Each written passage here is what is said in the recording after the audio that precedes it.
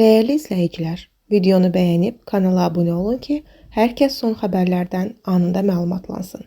Novruz bayramı ilə əlaqədar mart ayı üzrə pensiyalar vaxtından əvvəl ödəniləcək xəbər verilir ki, pensiyaların martın 15-nə qədər tam ödənilməsi nəzərdə tutulub. Bununla bağlı müvafiq qurumlara göstəriş verilib. Novruz bayramı ilə əlaqədar mart ayının pensiyalarının nəzərdə tutulan qrafikdən daha əvvəl olmaqla bayrama qədər ödənişin həyata keçirilməsi üçün aidiyyəti işlər aparılır.